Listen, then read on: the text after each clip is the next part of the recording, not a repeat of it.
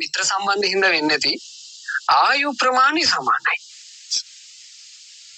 මේ දෙන්න එහි ඉඳලා බුද්ධාන්තරයක් දෙව් සැප විඳලා අපේ තිලෝගුරු ගෞතම සම්මා සම්බුදුරජාණන් වහන්සේ ලෝකේ පහළ වෙද්දී දිව්‍ය ලෝකින් චුත වුණා. එක්කෙනෙක් ඇවිල්ලා පිළිසිඳ ගත්තා කොසල් රජුරුවන්ගේ අන්තපුරේ හිටපු සුමනා කියන කුමාරීගේ බඩේ. සුමනා කුමාරී අම්මා වෙන විදිහට එයා ඇවිල්ලා පිළිසිඳ ගත්තා. අනිත් එක්කෙනාත් පිළිසිඳ ගත්තා සුමනා කියන රාජකුමාරිකාවගේ දාසිගේ බඩේ.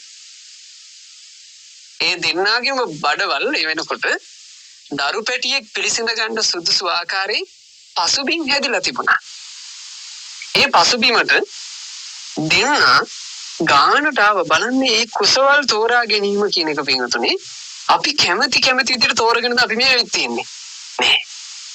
ඒකට බලපානවා පුණ්‍ය සංස්කාර. දෙන්නාටම තිබුණා පින. මනුස්ස ජීවිතේට පින තිබුණා. හැබැයි දෙන්න උපන්නේ තැන් දෙකක. ඒ තැන් දෙක පින්වතුනි සෑහෙන පරස්පර තැන් දෙකක් නෙමෙයිද? සෑහෙන පරස්පරයි. අර දේවියගේ කුසට ආපු දරු පැටියාට චූටි කාලෙම කියන්නේ මොකද්ද? චූටි කාලෙම ආමන්ත්‍රණය කරනවා. ඒ දේවි තමන්ගේ කුස අතගග අනිත් අයට කියන්නේ ඕන්න මගේ බඩට රාජකීය පුතෙක් ඇවිල්ලා රාජකීය කුමාරේ මේ රාජකුමාරයා අනේ හොඳින් වැඩෙනවා දැන්. එහෙම තමයි කිය. එයාට ලැබුණ නම මොකද්ද? රාජකුමාරයා. අනිත් එක්කෙනා එයා ගිහින් උපන්නේ දාසියකගේ කුසේ. එයාට චූටි කාලෙම ලැබෙන්නේ මොකද්ද? දාසි කොල්ලා. දාසියගේ ගොළු පෙන්චා කියන නාමය එයාට ලැබෙනවා. බලන්න පින්වතුනි අදටත් එහෙම නෙමෙයිද? සල්ලි භාගයේ තියෙන මිනිස්සු දීග තුලා කරගත්තට පස්සේ මහා ධන සම්පත් තියෙන කාන්තාවන්ට දරු පැටව පිළිසඳ ගන්නවා. කොහෙන් එන කෙනෙක්ද දන්නේ? හැබැයි ඒ එන කෙනාට පරම්පරා ගානක් හම්බ කරපු ධනය නිකම්ම ලැබෙනවා. සමහරු එනවා අම්මලාගේ කුසවල වලට. ඒ අම්මා සමහරට වීදියේක හිඟා කරන කාන්තාව. අදට මේ වෙනස තියෙනවා. මේ රජකුමාරිකාවයි දාසි එකම දවසක දරු පැටව වැදුවා කියනවා. එකම දවසේ දෙන්නම උපන්නා. මේක හරි පුදුම සහගත සිද්ධියක්. දැන් දෙන්නම එකම දවසේ පිළිසිඳ ගත්තා. එකම විදිහට කුසවල් මේරුවා. එකම දවසේ දෙන්නාම අම්මලාගේ කුසවල් වලින් බිහි වුණා. දැන් ඔන්න සුමනා රාජකුමාරිට ආරංචි වෙනවා දාසී කෙල්ලට කොළු පෙන්චේ බිහි වෙලා. රාජකුමාරිට හරි සතුටුයි. දාසිට කතා කරලා කිව්වා කෙල්ලේ උඹේ කොළු පංචාත් උපන්නේ අපේ කුමාරයා උපන් දවසේමනේ. ඒ නිසා කෙල්ලේ නම් තබනකොට කුමාරයාට තියෙන නමම කොළු පෙන්චරක් තියමු. ඒ නිසා අදින් 7 දවසක් ගියාට පස්සේ උඹේ දරු පැටියාව රාජමාලිගාවේ ඉහළ මහලට අරගෙන වරෙන් කිව්වා. දැන් ඔන්න මේ දාසියට පින්වතුනි තමන්ගේ චූටි දරු පැංචා නිසා විශේෂ වරප්‍රසාදයක්. රාජමාලිගාවේ රාජකීය පිරිස විතරක් යන්නේ උඩු මහලට ඇයටත් යන්න අවස්ථාව ලැබිලා. ඇය තමන්ගේ දරු පැටියත් වඩාගෙන ඔන්න ගියා. යද්දී මේ පුතු ඉපදිලා දැන් දවස් කීයද? දවස් 7යි. තාම හරි පුංචි. රාජකුමාරයාව නිදි කරලා තියෙනවා පින්වතුනි. රන් තොටිල්ලේ. ඒ තොටිල්ල හදලා තිබුණෙත් ඝන රන්. රන් තොටිල්ලේ සතප්ප වාලා ඉන්නවා රාජකුමාරයා.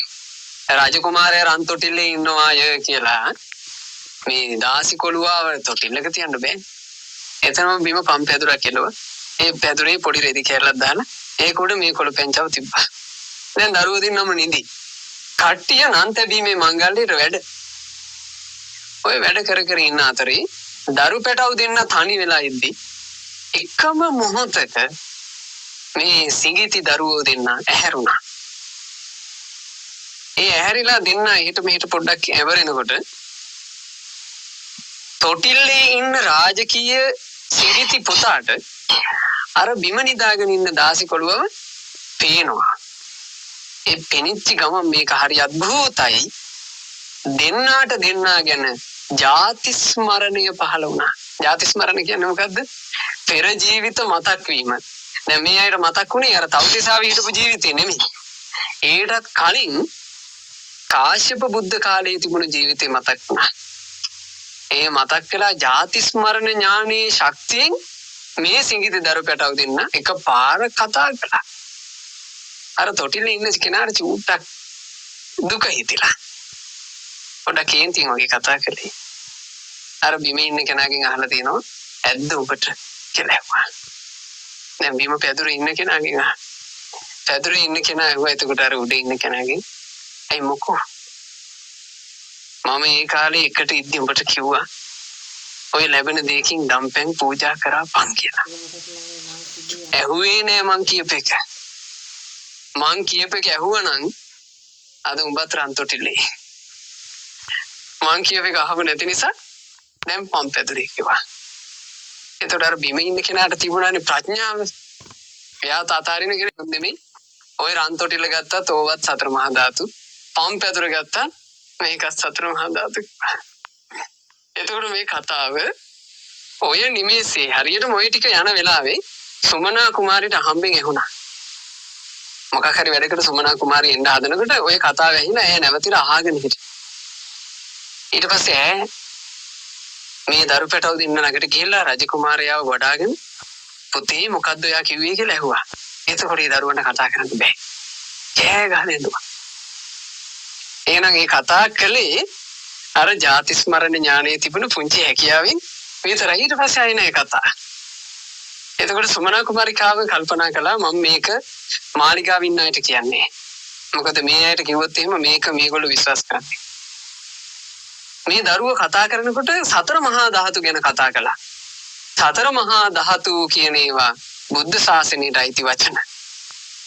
මම ඒ නිසා මේක බුදුරජාණන් වහන්සේගෙන් අහන්න ඕනේ කියලා ඔය නම් තැබීමේ මංගල්‍ය ඒවා මේවා ඉවර වුණාට පස්සේ තමයි සුමනා කුමාරිගේ එහෙන් භාග්‍යතුන් වහන්සේගෙන් අහලා තියෙනවා පින්වතුනි ප්‍රශ්නයක්. ස්වාමීනි භාග්‍යතුන් වහන්සේ අපේ රජමාලිගාවේ උපන්න පුතයි දාසි කොල්ලයි අතරේ සංවාදය මම මෙහෙම අහුවා. ස්වාමීනි මට දැනගන්න තියෙන්නේ මෙන්න මේක. සංසාරෙන් සංසාරයට යන කෙනාට පින බලපාන විදිහ.